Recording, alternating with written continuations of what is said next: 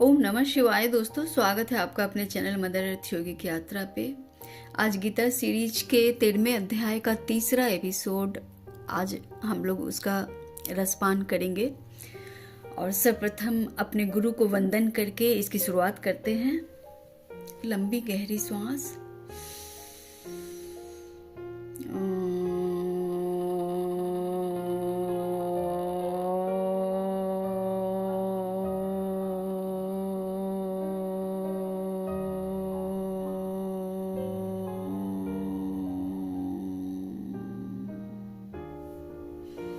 ओम परम तत्वाय गुरुदेवाय मम सर्वेश्वराय शाम्ब सदा शिवाय नमः शिवाय। गुरु ब्रह्मा गुरु विष्णु गुरुदेव महेश्वर, गुरु साक्षात् परब्रह्मा तस्मै श्री गुरुवे नमः। जय शिव। ओम नमः शिवाय।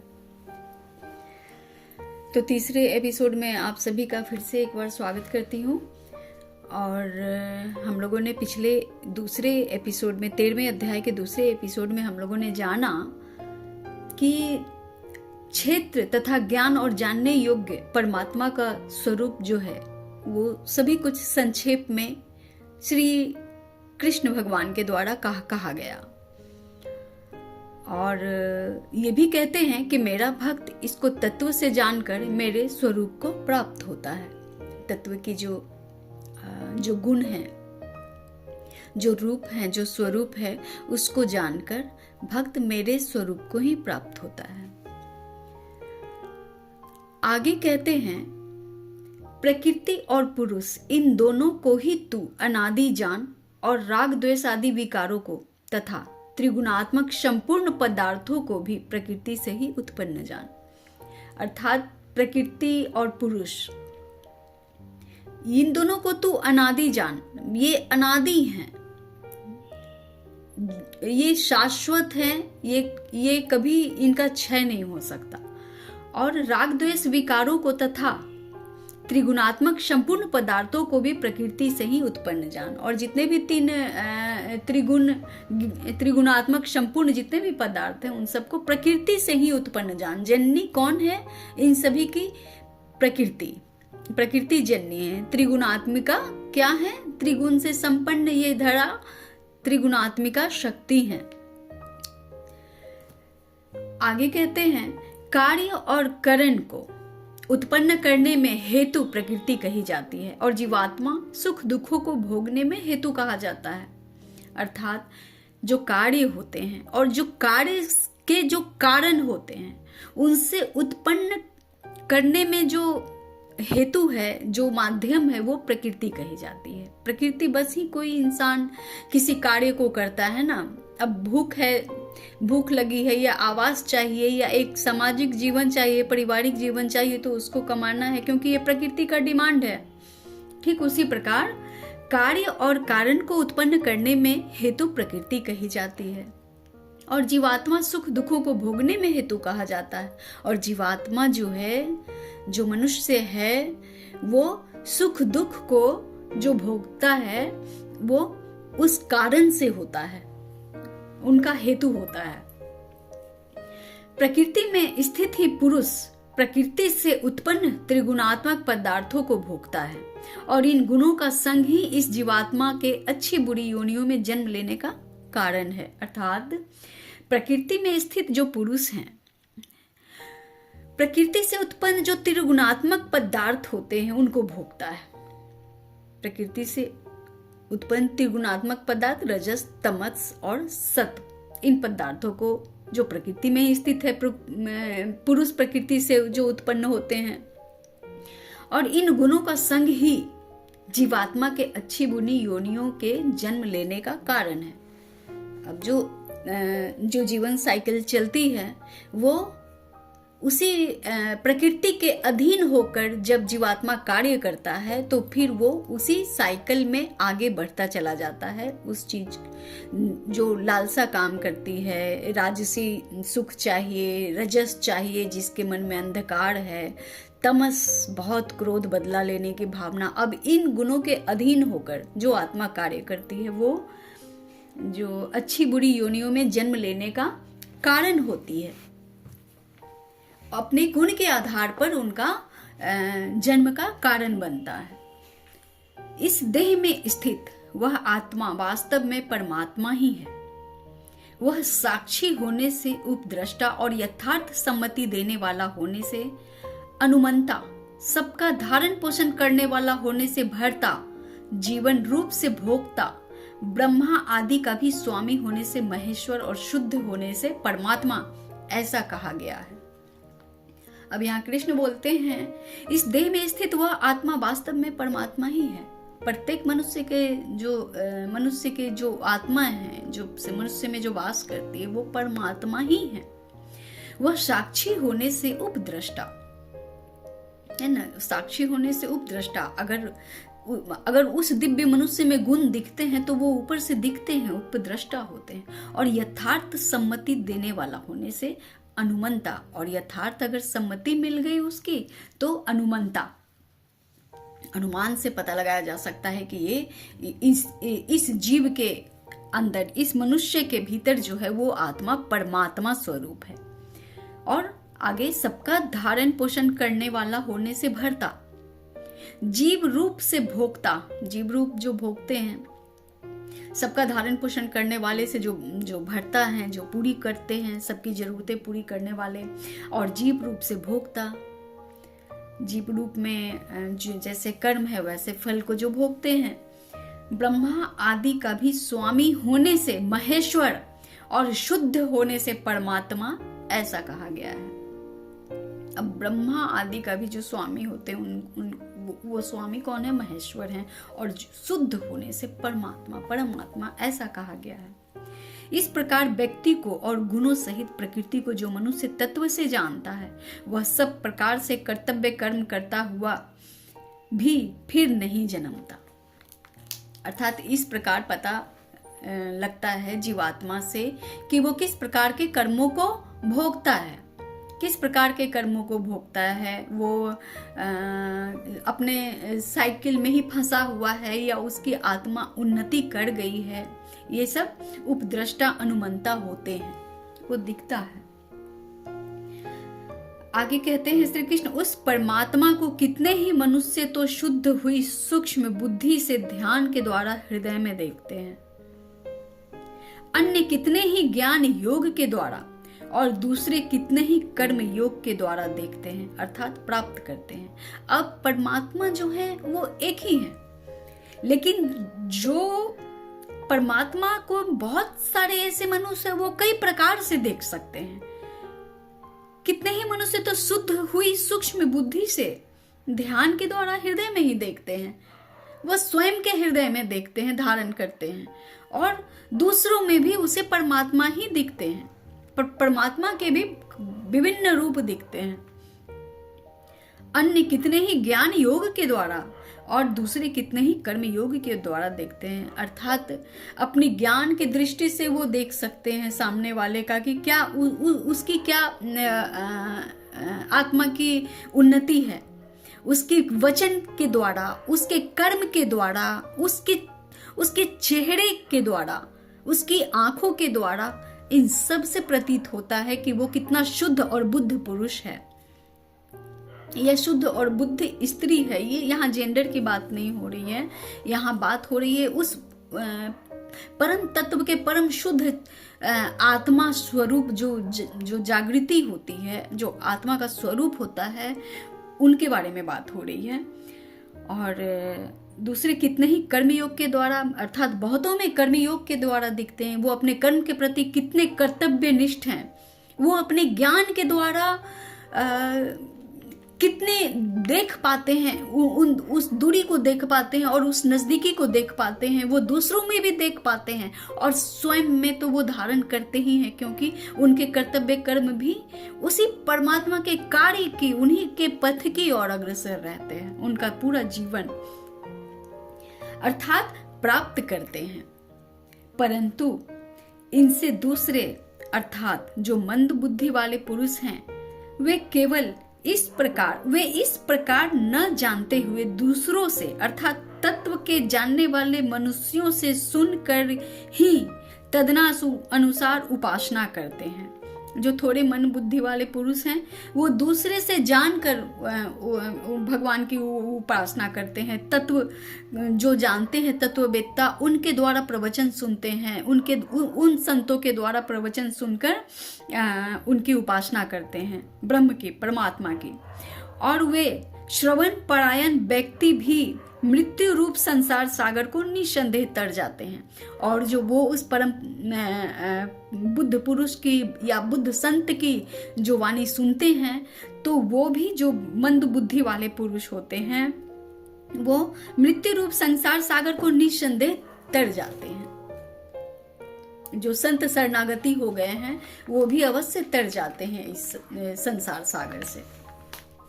हे अर्जुन, जगत में जितने भी स्थावर जंगम प्राणी उत्पन्न होते हैं उन सबको तू क्षेत्र और क्षेत्रज्ञ के संयोग से ही उत्पन्न हुआ जान। अर्थात कह रहे हैं भगवान कि जगत में जितने भी स्थावर जंगम प्राणी उत्पन्न होते हैं उन सबको तू क्षेत्र और क्षेत्र के संयोग से ही उत्पन्न हुआ जान। तात्पर्य ये कि अब एक छोटा सा एग्जाम्पल है कि परिवार में अगर कोई सदस्य का आगमन होता है तो वो सदस्य जो है परिवार के रहन सहन, बात विचार और कार्य, धर्म और सत्कार की भावना, प्रेम की भावना को देखते हुए भी वो समझ जाता है, तो वो उसका क्षेत्र हो गया। यानी क्षेत्र और क्षेत्रज्ञ, यानी उस घर के मालिक जो हैं उन्होंने कैसे संचार किया अपने परिवार का, कैसे पालन पोषण दिया, उससे वो पता चलता है। तो इसी प्रकार जो हम स्वयं है क्षेत्र, और हमारा जो संसार हमने अपना स्वयं का बनाया हुआ है, क्षेत्रज्ञ उसके हम स्वयं हैं। तो ये दोनों जो है वो संयोग से ही उत्पन्न होता है। उस संयोग से, संयोग मतलब योग मतलब जुड़ना, उस संयोग से, जैसे जिसकी भावना, कहते हैं ना, कहावत है, जाकी रही भावना जैसी प्रभु मूरत तहते देखी तैसी। तो उसी प्रकार जिस प्रकार का निर्माण किया जाता है पुरुष द्वारा, क्षेत्र के द्वारा, उस प्रकार का निर्माण का स्वरूप जो है वो दिखता है कि वो कैसा है। तो इस प्रकार जो है सो जितने भी स्थावर जंगम प्राणी उत्पन्न होते हैं धरती पर, उन सबको तू क्षेत्र और क्षेत्रज्ञ के संयोग से उत्पन्न हुआ जान। अर्थात इसी कॉम्बिनेशन से जो क्रिएट होता है परिवार, एक उच्च विचार, दिव्य आभा, सद्कार्य, धर्म, स्वधर्म के प्रति जागरूक, कर्तव्यनिष्ठ, ये जो है उस संयोग से ही उत्पन्न होता है। जिस घर में माता पिता अपने बच्चों को उस तरह का संस्कार देते हैं, जिस घर में बड़ों की आदर होती है, बड़ों की उन्हें उनकी बात मानी जाती है, आदर होती है, तो इस प्रकार क्षेत्र के संयोग से ही ये सारे जो सिस्टम होते हैं वो उत्पन्न होते हैं। जो मनुष्य नष्ट होते हुए सब चराचर भूतों में परमेश्वर को नाश रहित और समभाव में स्थित देखता है, वही यथार्थ देखता है। अब जो मनुष्य नष्ट होते हुए जितने भी ये भौतिक चीजें हैं, भौतिक जगत है, उस सबको नष्ट होते हुए भी प्रत्येक चराचर भूतों में, प्रत्येक सभी चीजों में परमेश्वर को नाश रहित और संभाव में स्थित देखता है। वो सब कुछ देखता तो है कि ये नश्वर हो जाने वाला, नष्ट हो जाने वाला, लेकिन फिर भी परमेश्वर को उसमें जिसका दर्शन होता है कि ये नाश नहीं होगा, अर्थात क्या नाश नहीं होता, उसका गुण नाश नहीं होता, उसकी कृति नाश नहीं होती, वही ईश्वर है, वही ईश्वरीय कार्य है, वही ईश्वरीय स्वरूप है। जो मनुष्य तो नष्ट हो जाता है, मनुष्य का देह तो नष्ट हो जाता है, परंतु उनके किए हुए जो सद्कार्य हैं और उनकी जो कीर्ति है वो कभी नहीं नष्ट होती, और इसे ही परमात्मा स्वरूप माना गया है। ऐसा कहते हैं, वही यथार्थ देखता है, वही सत्य को देख पाता है कि क्या सत्य और क्या असत्य।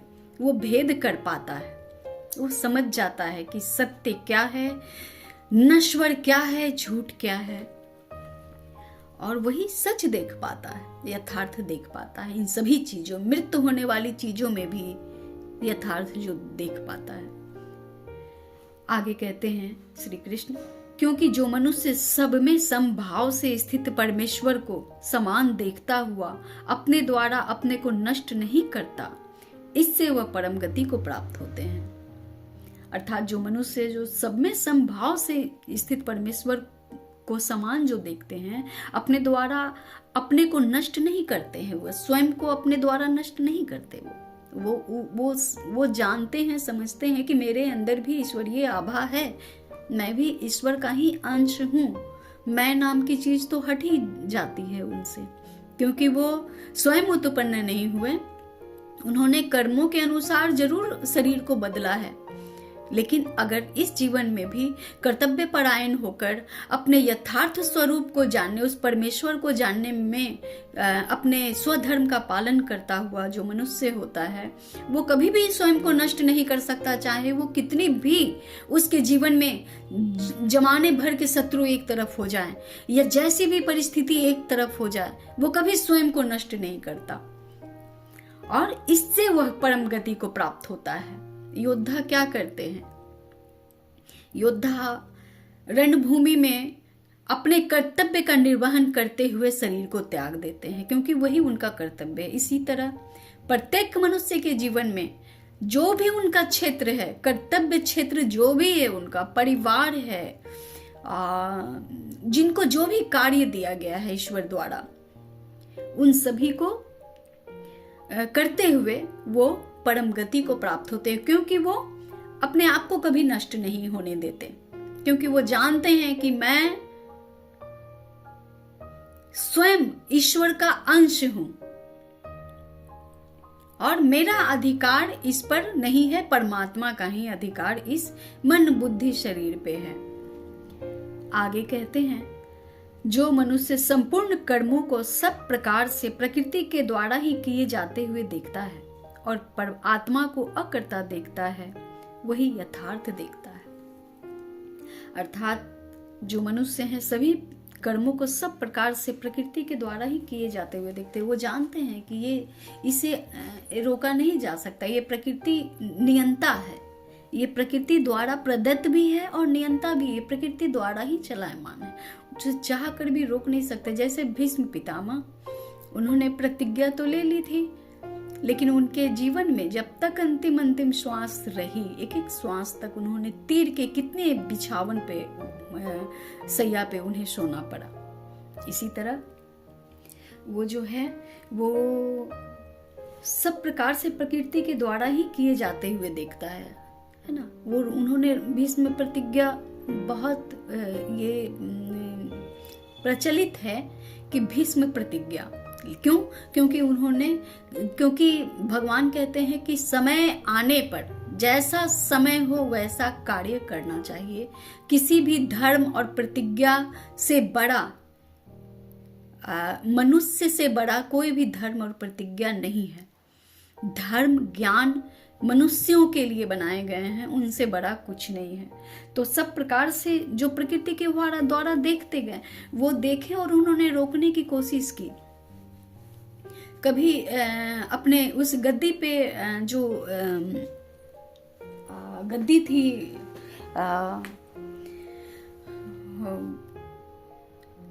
वहां की गद्दी के लिए जो है सो वो युधिष्ठिर को कि ऐसा प्रण ले रखा था उन्होंने, कि हम सभी जानते हैं इस बात को, कि प्रण ले रखा था कि जब तक हस्तिनापुर की गद्दी पे मैं योग्य शासक को नहीं दे दूंगा तब तक मैं प्राण नहीं त्यागूंगा। अब ये जो प्रतिज्ञा थी उनकी, उन्होंने उस प्रतिज्ञा को पूरी करने के लिए बहुत संघर्ष किए स्वयं भी, और इस प्रतिज्ञा से उत्पन्न जो संघर्ष था वो महाभारत का कारण भी बना। ये भी एक कारण था धर्म और अधर्म पे विजय के लिए।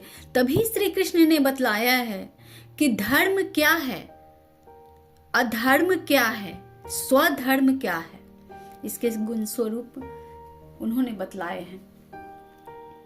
आगे कहते हैं श्री कृष्ण, जिस क्षण यह पुरुष भूतों के पृथक पृथक भाव को एक परमात्मा में ही स्थित तथा उस परमात्मा से ही संपूर्ण भूतों का विचार देखता है, उसी क्षण वह ब्रह्म को प्राप्त हो जाता है। अब यहाँ बहुत गुड़ बातें हैं कि जिस क्षण बोलते हैं ना भगवान नहीं मिलूं मैं मंदिर मस्जिद में, ना पूरी कैलाश में, ढूंढोगे तो अभी मिलूंगा पढ़ भर के विश्वास में।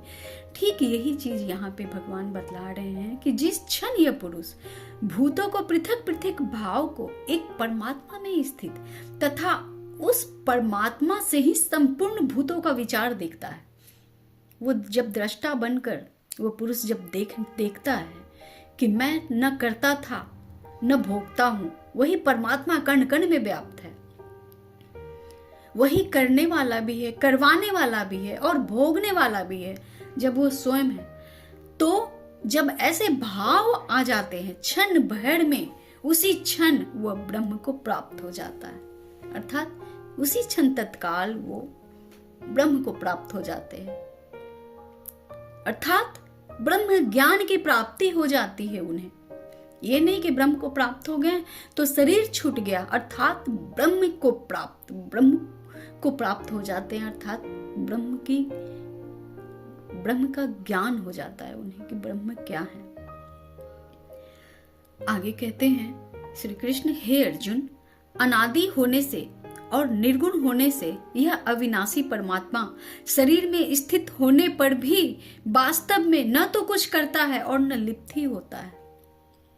अब इन्होंने यहाँ पे क्लियर किया है कि अनादि होने से जो है वो निर्गुण होने से, परमात्मा क्या है? निर्गुण है, ब्रह्म निर्गुण है। यह अविनाशी परमात्मा जो है, जो कभी जिनका क्षय नहीं होता, शरीर में स्थित होने पर भी, है ना, हम सभी जानते हैं कि हमारी आत्मा में ही परमात्मा का वास है, तो उस शरीर में स्थित होने पर भी वास्तव में न तो कुछ करता है और न लिप्त ही होता है। वो किसी चीज में लिप्त नहीं होता, है ना। जिनकी शुद्ध बुद्धि और शुद्ध आत्मा, जिनकी आत्मा शुद्ध हो चुकी है, वो जानते हैं कि आत्मा किसी चीज में लिप्त नहीं होता और कुछ करता भी नहीं। जिस प्रकार सर्वत्र व्याप्त आकाश सूक्ष्म होने के कारण लिप्त नहीं होता, वैसे ही देह में सर्वत्र स्थित आत्मा निर्गुण होने के कारण देह के गुणों से लिप्त नहीं होता। अर्थात आकाश जो है वो सर्व और व्याप्त है ना। हमारे शरीर में भी एक आकाश है और ऊपर भी बृहद विस्तार आकाश है। वही विस्तार आकाश हमारे शरीर, उसी विस्तार आकाश का अंश भी हमारे शरीर में ही है। जो मणिपुर चक्र और हृदय चक्र के बीच का जो स्थान है वही आकाश है। और वैसे ही वो आकाश सूक्ष्म होने के कारण सब और जितनी बड़ी दिखती है वो उतना ही सूक्ष्म है। आकाश तत्व जो है वो लिप्त नहीं होते। वैसे ही देह में सर्वत्र स्थित आत्मा निर्गुण होने के कारण देह के गुणों से लिप्त नहीं होता, वो देह के गुणों से लिप्त नहीं होते। अब इसका एग्जाम्पल ये है कि अगर किसी सैनिक को, एक सैनिक का मैंने प्रसंग पढ़ा था कि 90 गोली लगने के बावजूद भी उन्होंने अपने कैंप तक जाने के लिए वो किसी भी प्रकार वहां पहुंचे। फिर उन्होंने, जबकि कोई एक भी सहायता के लिए नहीं थे वहां, फिर उन्होंने फोन किया, फिर वो वहां तक पहुंचे और उन्हें ले गई, हॉस्पिटल में इलाज हुआ और आज वो बिल्कुल स्वस्थ हैं। इसे ही कहते हैं कि निर्गुण होने के कारण देह के गुणों से, क्योंकि उनकी आत्मा इतनी प्रबल थी, उस सैनिक की, उस योद्धा की आत्मा इतनी प्रबल थी कि आत्मा को वो गोली नहीं छू पाई। शरीर को भले ही वो छत विछत किया पर आत्मा तक को नहीं पहुंचा पाई, क्योंकि आत्मा में इतनी तेज, इतनी ऊर्जा, इतनी प्रकाश थी कि उन्होंने जीवन को चुना और जीवन के लिए संघर्ष किया। इसी प्रकार जो है देह के गुणों से भी आत्मा जो है वो लिप्त नहीं होते, नष्ट होने वाली चीजों में लिप्त नहीं होते, क्योंकि वो दृष्टा है। आत्मा जो है दृष्टा है, ब्रह्म जो है वो दृष्टा है। हे अर्जुन, जिस प्रकार एक ही सूर्य इस संपूर्ण ब्रह्मांड को प्रकाशित करता है, उसी प्रकार एक ही आत्मा संपूर्ण क्षेत्र को प्रकाशित करता है। अब ये जो क्षेत्र क्षेत्रज्ञ विभाग हम लोग जान रहे हैं, पढ़ रहे हैं, तो इसी के बारे में कह रहे हैं भगवान कि शरीर में एक ही आत्मा होती है। ये जो हमारा क्षेत्र है, जिसके क्षेत्रज्ञ हम हैं, उस क्षेत्र में एक ही आत्मा है, लेकिन संपूर्ण क्षेत्र को प्रकाशित किए रहते हैं। वो जहाँ वो स्वयं है, जहाँ जहाँ वो वैसी आत्मा, वैसी शरीरधारी आत्मा जहाँ पहुँचती है, वहाँ भी प्रकाश ही प्रकाश होता है। प्रकाश कई रूपों में हो सकता, उनके कार्यों में दिख सकता, उनके वचन में दिख सकता, उनके कर्म से प्रकाश झलकता है, उनके पूरे बदन से प्रकाश ही प्रकाश होती है। उसी प्रकार जो है सो वो आत्मा संपूर्ण क्षेत्र को प्रकाशित करता है, न सिर्फ स्वयं क्षेत्र और क्षेत्रज्ञ को, बल्कि वो क्षेत्र क्षेत्रज्ञ जहां तक उसका विस्तार हो वहां तक उस क्षेत्र को, और उस क्षेत्रज्ञ जो है उस क्षेत्र को प्रभावित करते हैं, प्रकाशित करते हैं। आगे कहते हैं,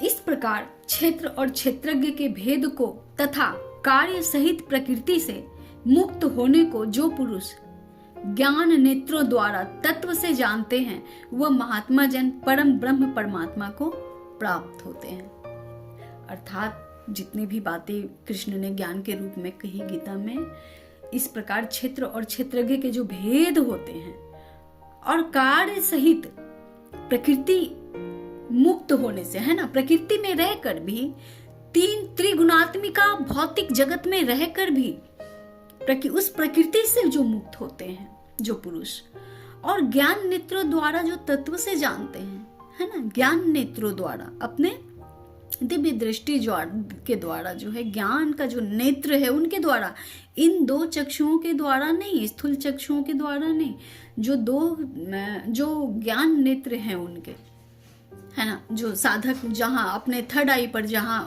वो किसी चीज को धारण करते हैं और कार्य करते हैं, या भूत वर्तमान और भविष्य देखते हैं, उन नेत्रों के द्वारा, जो है ज्ञान नेत्रों के द्वारा जो तत्व से जानते हैं, वह महात्मा जन परम ब्रह्म परमात्मा को प्राप्त होते हैं। श्री कृष्ण अर्जुन संवादे क्षेत्र क्षेत्रज्ञ विभागयो नाम त्रयोदशो अध्याय। तो इस प्रकार दोस्तों क्षेत्र क्षेत्रज्ञ विभाग 13वां अध्याय के तीसरे एपिसोड तक ये संपूर्ण हुआ, और आपसे मिलती हूँ फिर अपने अगले वीडियो पे, जो 14वें अध्याय पे 14वें अध्याय की होंगी। और 14वां अध्याय जो है, चतुर्थो अध्याय, गुण त्रय विभाग योग के बारे में है। जो गुण है, अब उनके बारे में, गुण का जो विस्तार होता है, गुण का जो त्रय होता है ना, 3 गुण कौन कौन से होते हैं, इन सब के बारे में हम लोग तत्व, ये जो भागवत गीता का जो सीरीज है, वो सभी गीता सीरीज को मैंने तत्वों के सूक्ष्म माध्यमों के द्वारा मैंने आप सबों के समक्ष प्रस्तुत किया है, और आशा करती हूँ आप लोगों को पसंद आया होगा। तो इसी के साथ मिलती हूँ अपने 14वें अध्याय के साथ। तब तक आप सभी पे परमात्मा की असीम कृपा दृष्टि सदा बनी रहे। आप सभी को परम धाम प्राप्त हो, परम ज्ञान से दृष्टि मिले। ओम नमः शिवाय।